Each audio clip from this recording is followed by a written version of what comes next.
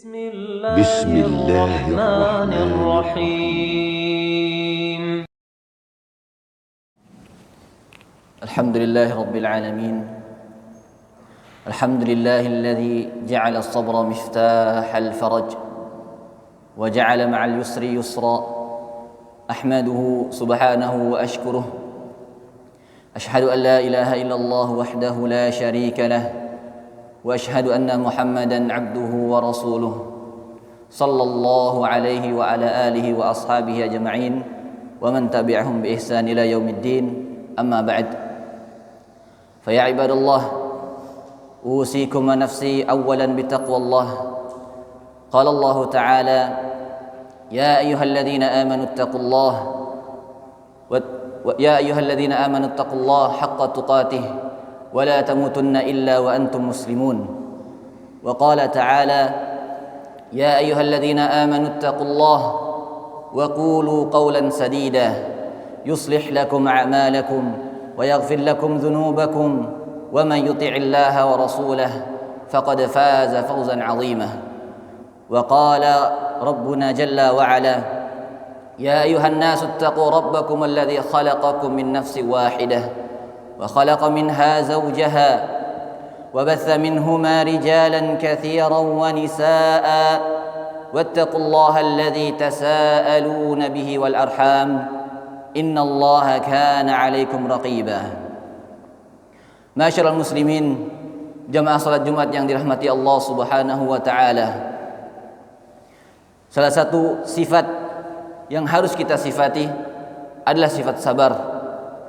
Naam, sabar secara bahasa artinya adalah al-habs, menahan diri. Menahan diri dari tiga perkara. Yang pertama, as-sabru ala ta'atillah, bersabar dalam menjalankan, dalam melaksanakan perintah-perintah Allah Subhanahu wa taala. Yang kedua, as-sabru an maharimillah, bersabar atas hal-hal yang Allah haramkan.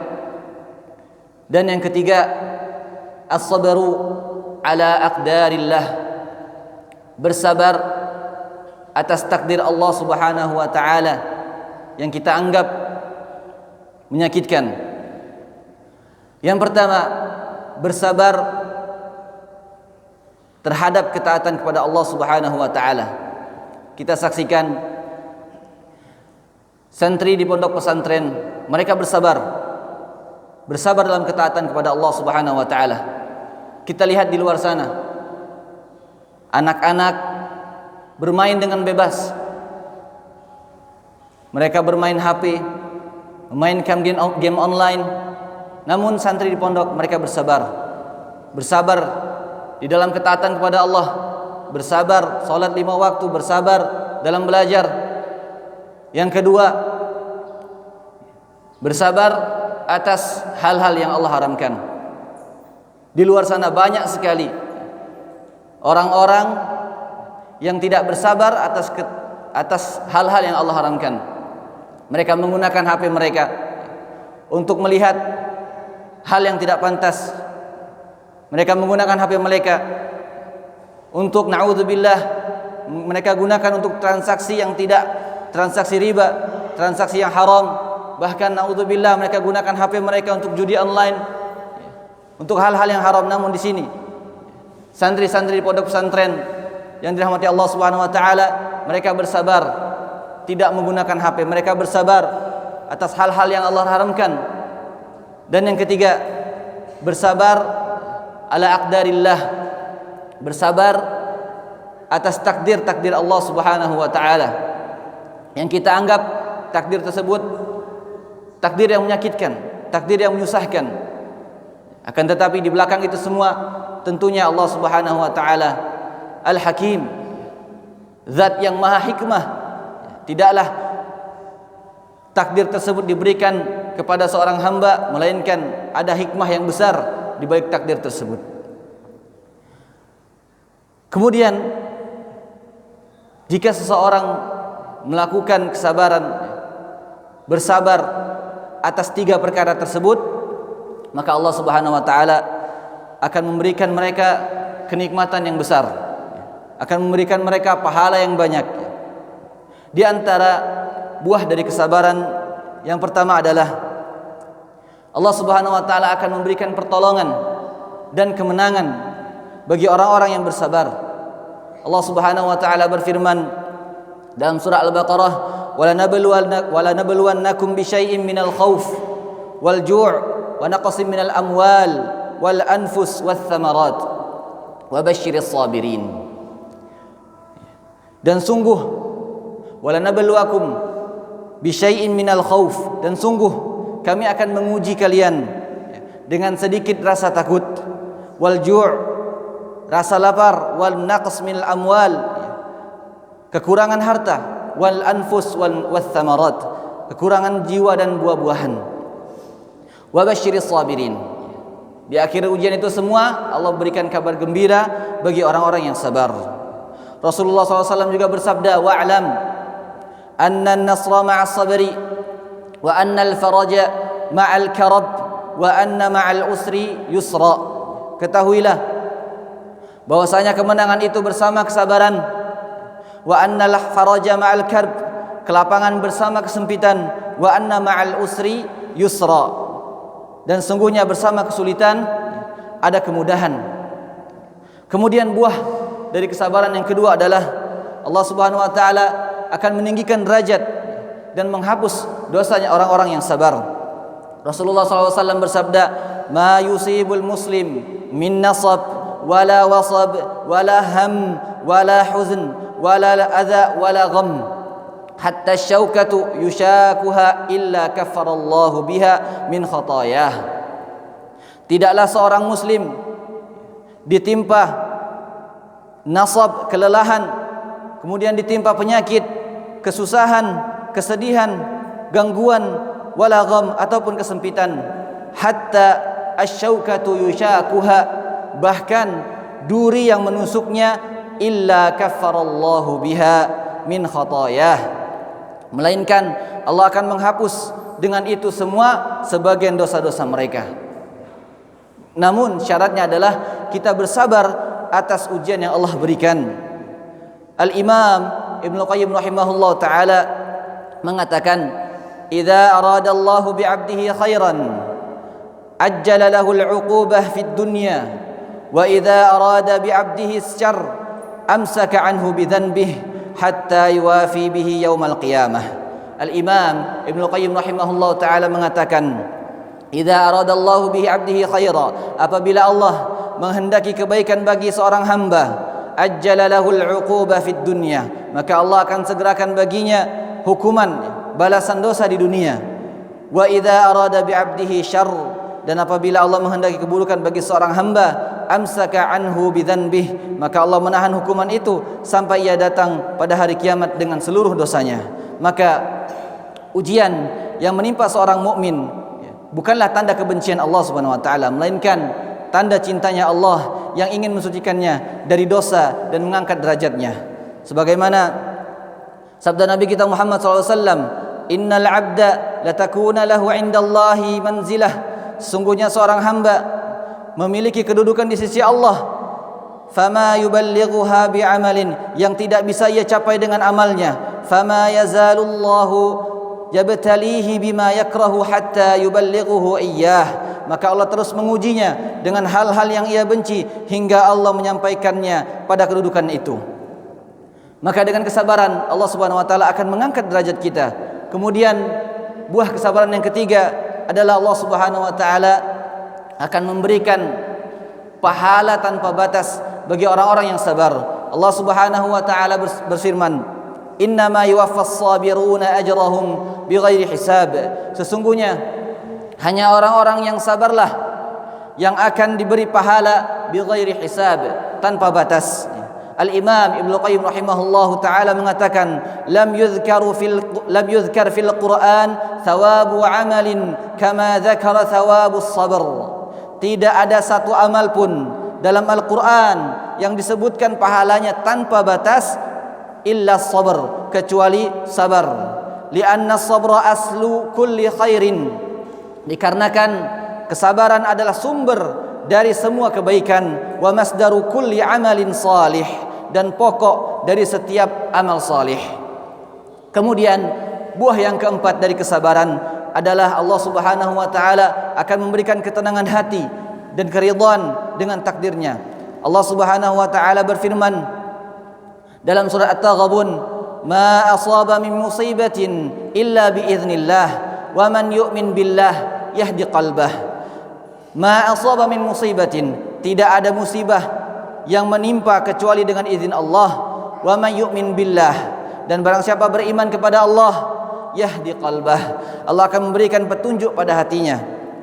Al-Imam Al-Qamar rahimahullah ta'ala, seorang tabi'in ahli tafsir, dia berkata, huwa ar-rajul tusibuhul musibah faya'lamu annaha min indillah fayarda wa yusallim. Dia adalah seseorang tusibuhul musibah, yang ditimpa musibah, faya'lamu annaha min indillah, lalu dia tahu bahwasanya musibah tersebut datang dari sisi Allah Subhanahu wa taala, fayarda, kemudian dia ridha, wa yusallim, dan dia berserah diri kepada Allah Subhanahu wa taala. Berkat keridhaannya dan berkat dia berserah diri, bersabar atas takdir Allah, yahdi qalbah, Allah Subhanahu wa taala memberikan petunjuk pada hatinya.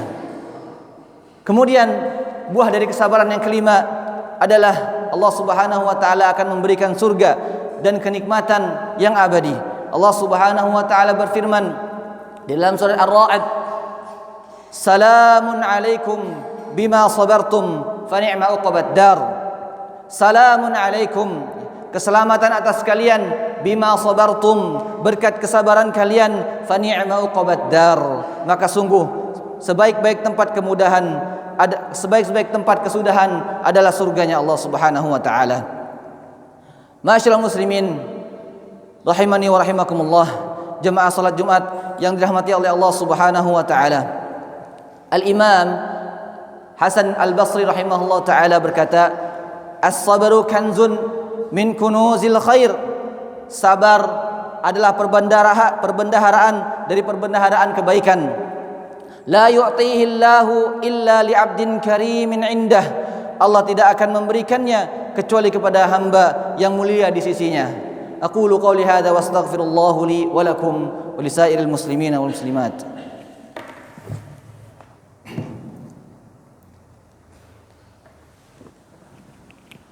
Alhamdulillahi rabbil alamin, wassalatu wassalam ala nabiyyina Muhammadin wa ala alihi wa ashabihi ajma'in wa man tabi'ahum bi ihsan ila yaumiddin.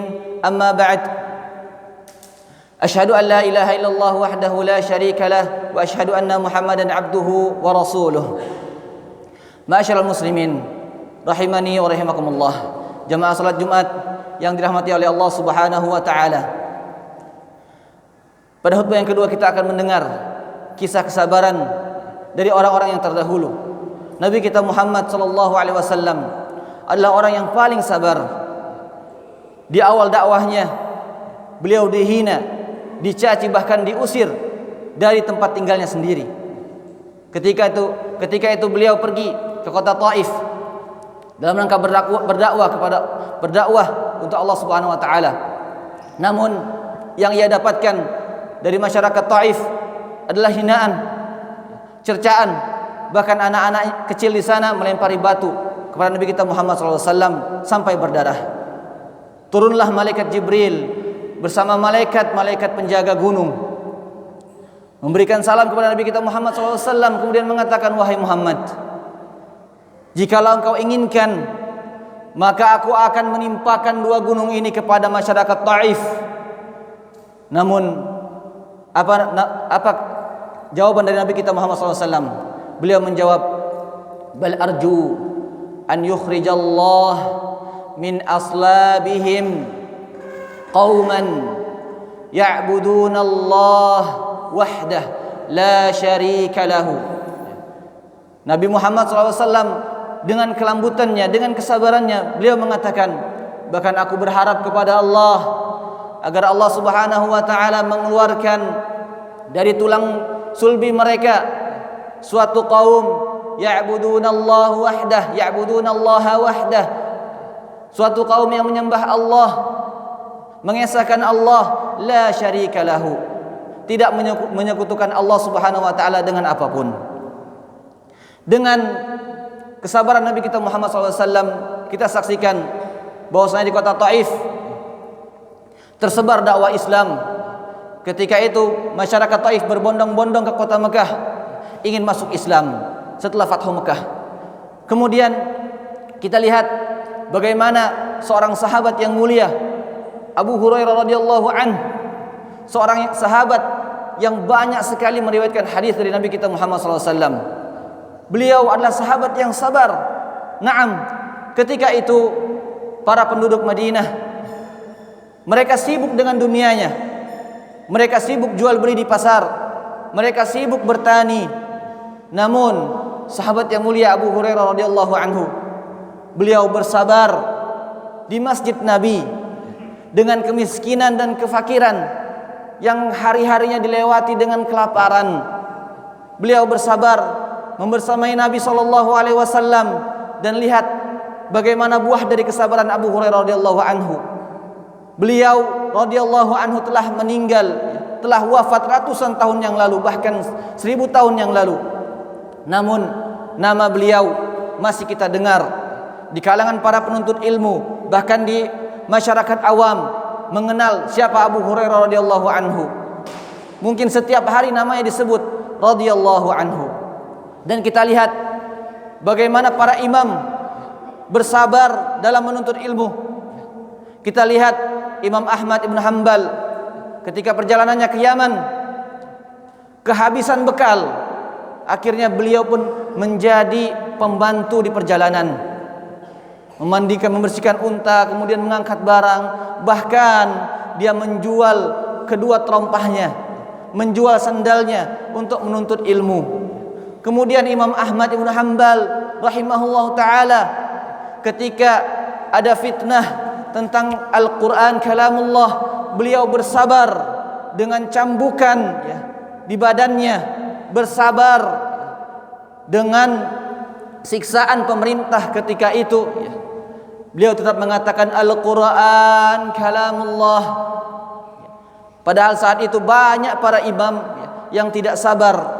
Bahkan Yahya ibnu Ma'in rahimahullah ta'ala, teman dekatnya Imam Ahmad ibnu Hanbal, ketika selesai masa fitnah, beliau mendatangi, menjumpai rumahnya Imam Ahmad ibnu Hanbal. Kemudian Imam Ahmad ibnu Hanbal menolaknya. Ketika itu ditanyakan kepada Yahya ibnu Ma'in, kenapa engkau tidak bersabar? Apa kata Yahya ibnu Ma'in? Beliau berkata, wahai Ahmad, aku tidak sabar merasakan sakit cambukan di punggungku. Dan lihat buah dari kesabaran Imam Ahmad Ibn Hanbal. Beliau adalah imam sunnah.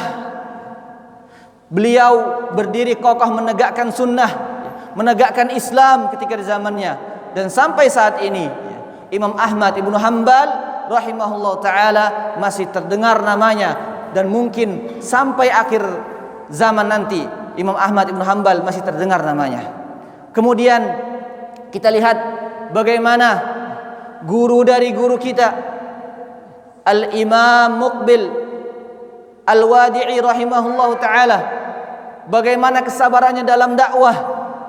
Beliau sendiri berdakwah ketika itu di negeri Yaman. Tidak ada yang membelanya kecuali kabilahnya. Beliau menaiki mobil yang tidak layak. Beliau menaiki mobil melewati jalan yang rusak. Bahkan terkadang kita dapati tidak ada air di sana.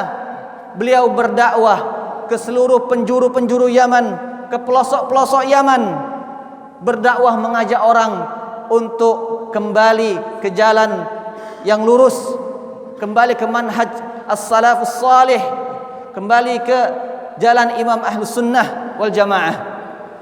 Beliau mengajak orang ketika itu dengan kesabarannya. Bahkan beliau rahimahullah ta'ala Al-Imam Al-Wadi'i, imamud da'wah fil Yaman bal fil alam. Beliau rahimahullah ta'ala ketika itu sangat sabar. Beliau di masa dakwahnya, ketika berdakwah, beliau makan bersama tullabul ilm. Bukan makanan yang mewah. Beliau makan nasi, ya, diberikan lauk kentang rebus. Maka bagaimana kesabaran beliau ketika itu? Dan lihat bagaimana hasil dari kesabaran Al-Imam Muqbil Al-Wadi'i rahimahullahu taala. Dakwah ahli sunnah, dakwah Islam, dakwah sunnah tersebar di negeri Yaman. Kita dapati hampir di seluruh penjuru Yaman ada darul hadis yang pendirinya, pemimpin pondoknya adalah murid dari Syekh Muqbil Al-Wadi'i rahimahullah taala. Bahkan di seluruh dunia kita dapati ada murid dari Syekh Muqbil Al-Wadi'i rahimahullah taala atau murid dari muridnya Syekh Muqbil Al-Wadi'i rahimahullah taala. Kita lihat di Rusia, di sana ada muridnya Syekh Muqbil Al-Wadi'i rahimahullah taala. Di Mesir juga ada muridnya Syekh Muqbil Al-Wadi'i rahimahullah taala. Bahkan di Prancis juga ada muridnya Syekh Muqbil Al-Wadi'i rahimahullah taala. Di negeri kita yang kita cintai tersebar banyak darul hadis, pondok-pondok darul hadis di seluruh pulau yang besar di Indonesia. Bahkan dikatakan hampir dari 1000 pondok darul hadis yang gurunya pernah belajar kepada Syekh Muqbil Al-Wadi'i rahimahullah ta'ala atau belajar dari murid-muridnya Syekh Muqbil Al-Wadi'i rahimahullah ta'ala. Maka dengan kesabaran Allah subhanahu wa ta'ala akan memberikan kenikmatan yang banyak. Dengan kesabaran kita akan menjadi seorang pemimpin dalam agama. Syekhul Islam Ibnu Taimiyah rahimahullah ta'ala mengatakan, bis sabri wal yaqin tanalu imamata fid din. Dengan kesabaran dan keyakinan seseorang akan memperoleh keimaman, menjadi seorang pemimpin dalam agama. Allahumma ighfir lil muslimina wal muslimat wal mu'minina wal mu'minat al ahya'i minhum wal amwat wa ya qadiyal hajat birahmatika ya arhamar rahimin. Allahumma inna nas'aluka as-sabra al-jamil wal yaqin al-kamil wath thabata ala ta'atik hatta nalqak. اللهم إنا نسألك رضاك والجنة ونعوذ بك من سخطك والنار. ربنا آتنا في الدنيا حسنة وفي الآخرة حسنة وقنا عذاب النار. أقيموا الصلاة.